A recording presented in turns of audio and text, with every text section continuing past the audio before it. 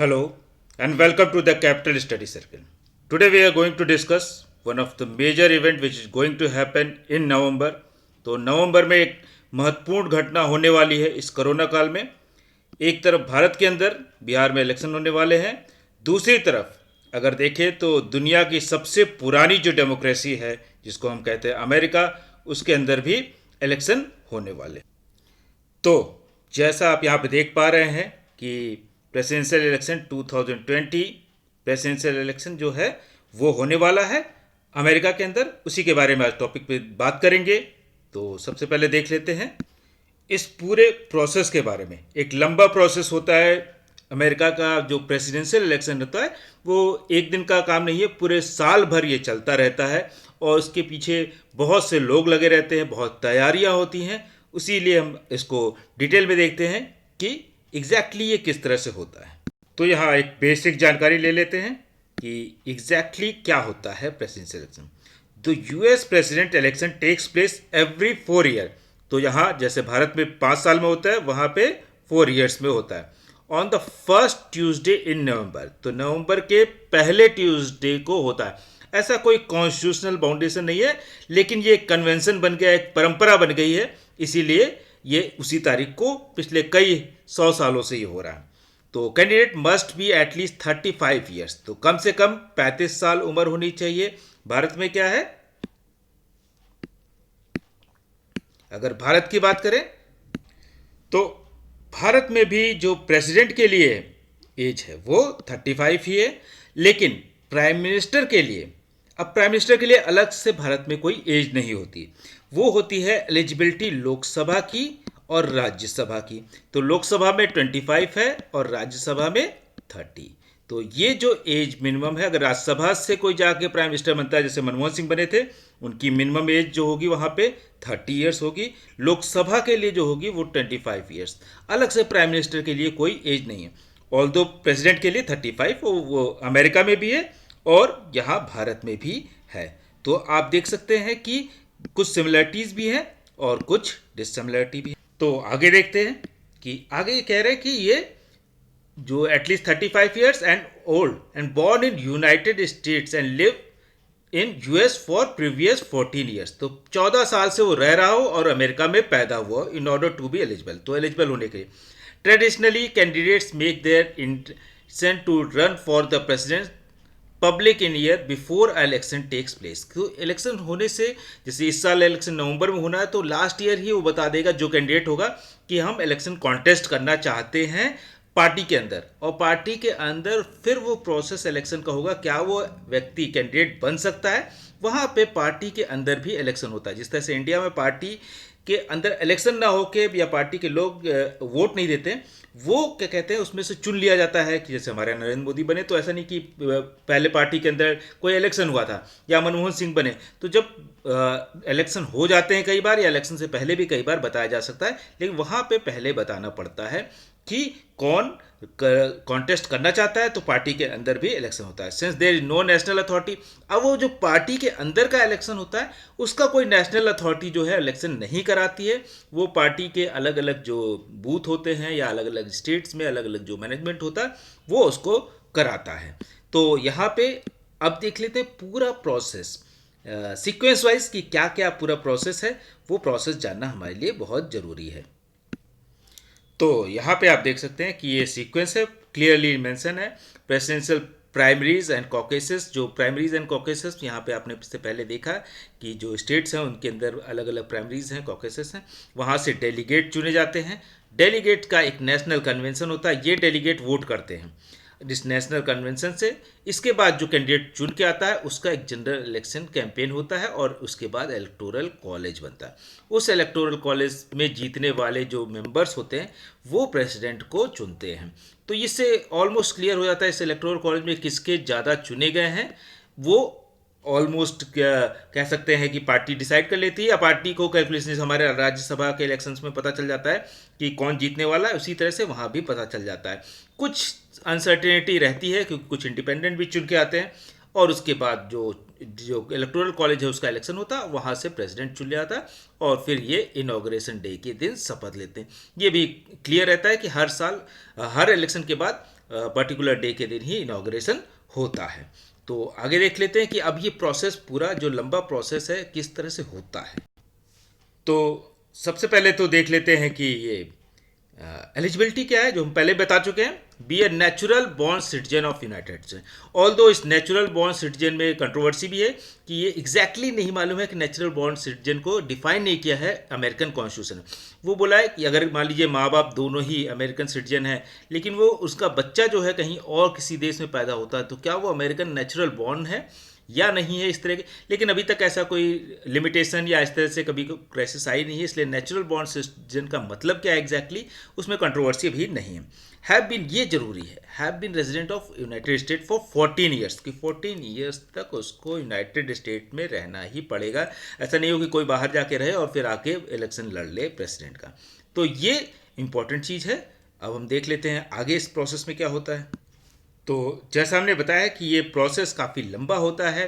तो यहाँ जैसे आप देख सकते हैं, the election process starts with the primaries and caucuses in January और फरवरी इलेक्शन। तो जनवरी फरवरी, अगर नवंबर में इलेक्शन होने हैं तो जनवरी फरवरी से ही शुरू हो जाता है। प्राइमरीज क्या है, are organise by state and local authority. जो वहाँ की लोकल अथॉरिटी है वो सीक्रेट बैलेट के थ्रू वहाँ पे कराती है। अब जो लोग प्रेसिडेंशियल इलेक्शन में कॉन्टेस्ट करना चाहते हैं वो वहाँ से प्राइमरीज में जाते हैं। इसके अलावा कॉकेसेस क्या है, कॉकेस जो है प्राइवेट इवेंट होते हैं, और अपनी दावेदारी को और बेहतर बनाने के लिए क्या करते हैं, पार्टी के अंदर जो इलेक्शन हो रहे हैं वो ऑर्गेनाइज बाय पॉलिटिकल पार्टीज खुद करती हैं themselves. Here voters are decided publicly which candidate they prefer, कि यहाँ जो वोटर्स हैं वो कहते हैं कि किसको हम प्रेफर करते हैं, और बाद में ये काउंट कर लिए जाते हैं और कैलकुलेट किए जाते हैं कि कितने डेलीगेट्स जो है ईच कैंडिडेट्स को मिले हैं। तो डायरेक्टली वो नहीं चुनते हैं कि हमको, वो कैंडिडेट अपना डिबेट करेंगे, डिस्कशन करेंगे और बताएंगे कि हमारे ये डेलीगेट्स हैं, आप इनको चुनिए।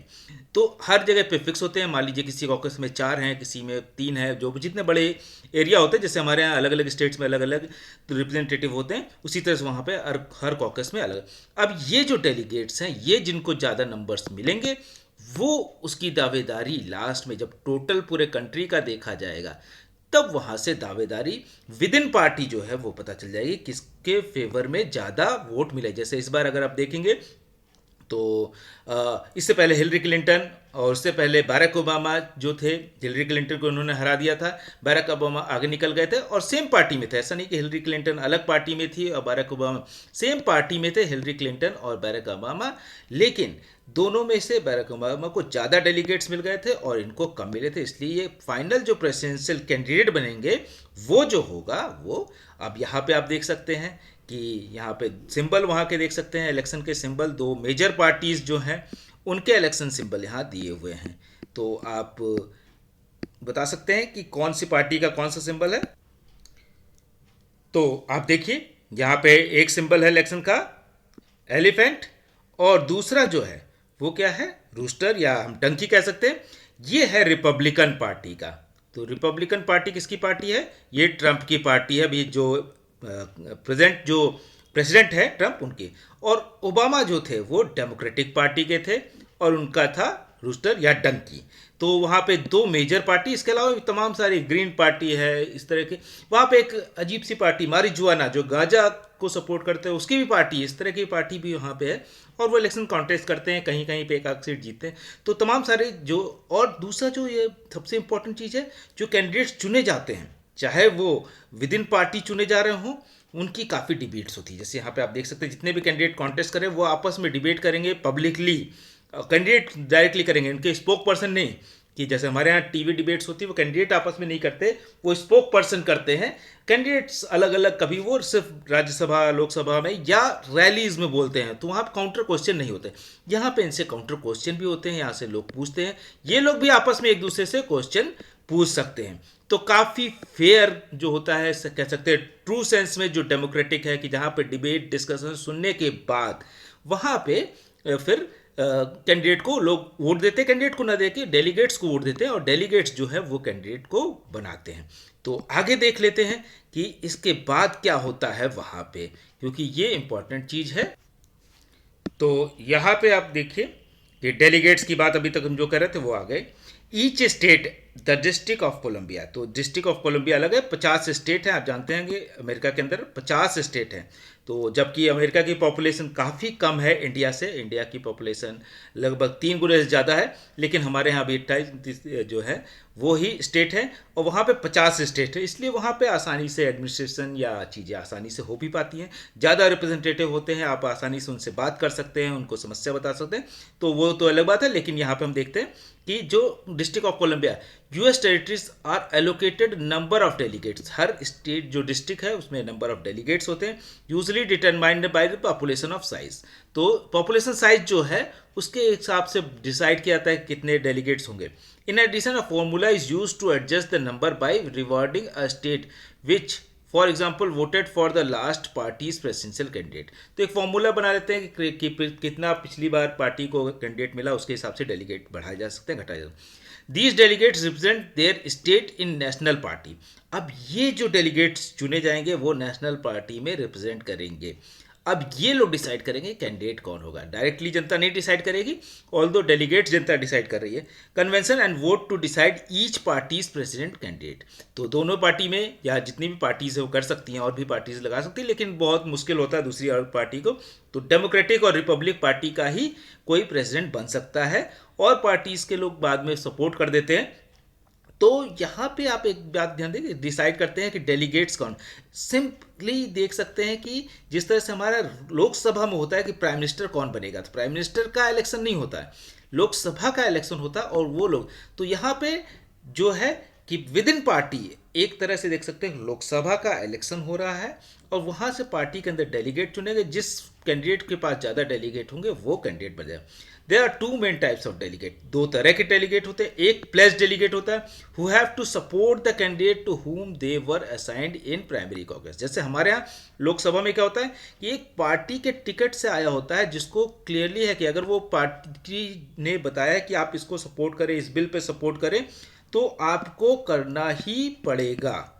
अगर आप नहीं करते हैं तो विप के अगेंस्ट में जा रहे हैं। जैसे अभी कुछ दिनों पहले आपने देखा होगा कि राजस्थान के अंदर हुआ था कि कुछ लोग अलग हो गए थे, लेकिन अगर आप जिस पार्टी के सिंबल से जीत के आए हैं उसके अगेंस्ट में वोट करते हैं तो आपकी सदस्यता खत्म हो जाएगी इंडिया के अंदर। सेम चीज़ यहाँ भी, अगर प्लेस्ड डेलीगेट जो है वो उसी कैंडिडेट को सपोर्ट करेंगे जिसके नाम से वो जीत के आए हैं, अदरवाइज इनका काउंट नहीं होगा। दूसरा अनप्लेस्ड और सुपर डेलीगेट्स जो हैं who can choose freely which candidate they would like. तो कुछ ऐसे डेलीगेट्स हैं जो फ्रीली चूज होते हैं, जो कहते हैं कि हम इनको भी वोट कर सकते हैं, इनको भी वोट कर सकते हैं, अगर ये डिसाइड करें कि क्या क्या हमारे जो इशूज़ हैं। जैसे इंडिपेंडेंट हमारे यहाँ होते हैं वैसे ही इनको कह सकते हैं अनप्लेस्ड या सुपर डेलीगेट्स। तो अनप्लेस्ड सुपर डेलीगेट्स जो हैं वो वहाँ पे दो तरह का, तो ये डिसाइड करते हैं कि ये कौन सा व्यक्ति जो है प्रेसिडेंट कैंडिडेट बन सकता है अगर इनके पास कम नंबर्स होते हैं। तो अब हम आगे देख लेते हैं इसके बाद का। तो अब ज़्यादा देर नहीं बची है इलेक्शन होने में, कन्वेंशन होगा, अब एक नेशनल कन्वेंशन होगा, राष्ट्रव्यापी जो है कन्वेंशन होगा। The national convention of each party is held in summer of an election year. तो समर में ही हो जाता है, मई जून के बीच में ही जो इलेक्शन का प्रोसेस है जनवरी से शुरू हो गया, समर आते आते पार्टी अब डिसाइड कर लेगी कि उसका कैंडिडेट, क्योंकि नवंबर में तो इलेक्शन है, अगर वो कैंडिडेट नहीं डिसाइड कर पाएगी तो फिर वो कैंपेन कब करेगा, फिर उसको वोट कब मिलेंगे, तो इसलिए वो काफ़ी पहले कर लेते हैं। समर तक ये तैयारी कर ली जाती है। हमारे यहाँ थोड़ा सा कभी का देर भी होती है, या हम तो कई बार कैंडिडेट नहीं भी डिसाइड कर सकते हैं, लेकिन वहाँ पर कैंडिडेट डिसाइड करना पड़ता है। अब ये है majority of delegates votes in needed to receive the party nomination of the party. तो पार्टी का जो नॉमिनेशन है उसमें मेजॉरिटी का वोट, जैसे हमारे यहाँ ये जरूरी नहीं है कि पार्टी में जिसका नॉमिनेशन होगा उसके पास अपने इंटरनल जो है डेमोक्रेसी के थ्रू मेजॉरिटी आए, ऐसा नहीं है। Which is often already reached and known before the national conventions take place. तो नेशनल कन्वेंशन जो लेता है, जैसे हमने बात की थी उधर सुपर डेलीगेट्स की, और जो प्लेस डेलीगेट है, अगर प्लेस डेलीगेट आपको पता चल गया कि हमारा 50% से ज़्यादा है तब तो आप क्लियर हैं। अगर मान लीजिए प्लेस 48 हैं और 2 इंडिपेंडेंट से आपने बात करके रखी है तो वो भी आपको दे देते हैं जो सुपर डेलीगेट्स थे, तो आप क्लियर हो जाएंगे। 51 आपको लाना है 51%, तो ये बहुत बार ऑलमोस्ट क्लियर हो जाता है। कुछ ही बार ऐसा कंट्रोवर्सी हो सकती है कि कन्वेंशन में वोटिंग की नौबत आए, या वोटिंग से पहले ना मालूम, वोटिंग की नौबत तो आ सकती है लेकिन वोटिंग से पहले ही पता चलता है। If no majority is reached the national convention is where the presidential candidate will be selected. तो अब यहाँ पे अगर किसी को मेजोरिटी नहीं मिल रही है तो एक सिलेक्शन प्रोसेस होगा, जो ये डेलीगेट्स है वो डिसाइड करेंगे कि कौन प्रेसिडेंट का कैंडिडेट। मान लीजिए 2 लोग चुने गए, दोनों के पास सही से क्लियर मेजोरिटी नहीं आ रही है, 3 लोग चुने, इनमें से किसी एक को, जो कन्वेंशन होगा वो डिसाइड करेगा कि कौन कैंडिडेट बनेगा उस पार्टी का। तो ये नेशनल कन्वेंशन सबसे इंपॉर्टेंट प्रोसेस है कैंडिडेट बनने का। और कैंडिडेट जो बनता है, अब फाइनली 2 मेजर पार्टी हैं तो 2 मेजर कैंडिडेट निकल के बाहर आ जाएंगे। अब देखिए यहाँ पे क्या हो रहा है कि अब जनरल इलेक्शन कैंपेन शुरू हो जाएगा, जिस तरह से हमारे यहाँ इंडिया में शुरू होता है उसी तरह से। After the nominee for each political party have been chosen, the presidential candidate go head to head campaign throughout the country. अब पूरे देश में घूम घूम के इनको कैंपेन करना है। They go on rallies and take parts in debates with support and voters. जैसे अभी आज के समय देखें तो क्या है, डेमोक्रेटिक पार्टी का और रिपब्लिकन पार्टी का ट्रंप तो फिर से हो गए हैं, और डेमोक्रेटिक पार्टी का जो बाइडेन। तो डेमोक्रेटिक पार्टी जिनका इलेक्शन सिंबल था गधा, और जिस ओबामा भी जिसके कैंडिडेट थे या प्रेसिडेंट भी रहे उस पार्टी से, तो जो बाइडेन इस बार उनके कैंडिडेट है। ऑल्दो अगर अभी तक देखें तो जो बाइडेन है वो आगे चल रहे हैं, ट्रंप पीछे चल रहे हैं, और काफ़ी कंट्रोवर्सी हो रही है। ट्रंप कह रहे हैं इसमें रसिया का हाथ है, चाइना भी इन्वॉल्व हो रहा है, तमाम तरह की बातें चल रही है वहाँ पे। और ये चीज़ें हमेशा वहाँ के इलेक्शन में होता रहता है कि बाहर का हाथ हो सकता है। और आज के समय दुनिया में ज़्यादातर कंट्रीज़ के जो इलेक्शन है उसके अंदर बाहर के इंटरेस्ट जुड़े रहते हैं, और बड़ी बड़ी कंपनी, रसिया, चाइना, अमेरिका जैसी कंपनी एक दूसरे कंट्री, चाहे पाकिस्तान हो, चाहे इंडिया हो, चाहे श्रीलंका हो, बांग्लादेश हो, किसी भी कंट्री के या यूरोप के अंदर भी कौन कैंडिडेट बनेगा उसके लिए कैंपेन जो सोशल मीडिया में है, मीडिया में क्या कैंपेन चलेगा, इसका काफ़ी नज़र रखते हैं और इन्फ्लुएंस भी करते हैं। पिछली बार ट्रंप के जब इलेक्शन हुए थे उसमें माना ही जा रहा था कि रसिया का एक बहुत बड़ा हाथ था एक माहौल बनाने में कि यही जीत रहे हैं, और लोगों ने उनको वोट भी दिया था उसके बेसिस पे। तो आगे देख लेते हैं।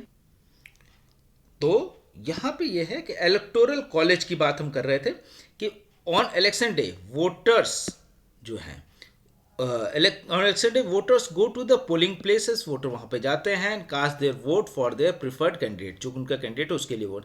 The voters select their president and vice president indirectly, ऐसा नहीं कि डायरेक्टली करते हैं। फिर यहाँ पे है कि वोटर्स, जैसे वहाँ माना था कि कैंडिडेट डायरेक्टली मालूम है कि ये 2 कैंडिडेट है, अगर हम इस डेलीगेट को देते हैं तो ये जीतेगा, और इस डेलीगेट को देते हैं तो ये जीतेगा। तो इनडायरेक्टली ही वोट होता है, ऐसा नहीं कि डायरेक्टली। वहाँ बहुत से लोग बोलते हैं डायरेक्ट है, लेकिन डायरेक्ट नहीं है। ऑल दो क्लियर होता है कि कैंडिडेट कौन कौन है, तो 2 कैंडिडेट हो सकते हैं, ये देख सकते हैं। तो the voters elect their president and vice president indirectly, both are chosen by electors through the electoral college process. तो इस इलेक्टोरल कॉलेज प्रोसेस के थ्रू चुने जाते हैं। तो आगे देखते हैं कि जो स्टेट्स हैं, स्टेट्स आर एलोकेटेड इलेक्टर्स, जो इलेक्टर्स हैं based on the number of seats they have in house of representatives and the senate. तो आप जानते हैं हाउस ऑफ रिप्रेजेंटेटिव हो गया हमारा लोकसभा, और सीनेट क्या हो गया, वो हमारा राज्यसभा जो अपर हाउस की तरह हो गया। और दोनों को मिला के, जैसे हम लोग यहाँ पे कहते हैं पार्लियामेंट, वो लोग कहते हैं इसको कांग्रेस। तो दोनों को मिला के वहाँ पे कांग्रेस हो जाता है कि हाउस ऑफ रिप्रेजेंटेटिव, जहाँ पे अब यहाँ पे फिक्स होता है नंबर। हाउस ऑफ रिप्रेजेंटेटिव में 100 लोग होते हैं, क्योंकि हर स्टेट से 2 आएगा, सीनेट में अलग अलग। वाशिंगटन डीसी का अलग से होता है, गेट्स 3 इलेक्टर्स अलग से क्योंकि कैपिटल है, but other US states don't get any. In total there are 538 electors, तो 538 इलेक्टर्स होते हैं। 435 हाउस ऑफ रिप्रेजेंटेटिव सीट्स हैं और 100 सीनेट सीट्स। तो ये जो है प्लस 3 फॉर वाशिंगटन डीसी, तो ये सारे मिला के जो इलेक्टर्स मिल चुने जाएंगे। अब इनके इलेक्टर्स पे वोटिंग होती है, जो नॉर्मल पब्लिक होती है इन इलेक्टर्स को वोट करती है। और ये क्या होगा, after ballot have been cast, अब जो बैलेट होगा वो कास्ट हो जाएगा। और क्या होगा इसके बाद, after ballots have been cast all voters go to state wide tally. अब जितने भी वोट्स मिले हैं वो स्टेट वाइज टैली किए जाएंगे, वाशिंगटन डीसी का भी किया जाएगा। And 48 state use the winners take all procedure where the election winner receive all the electors in the state.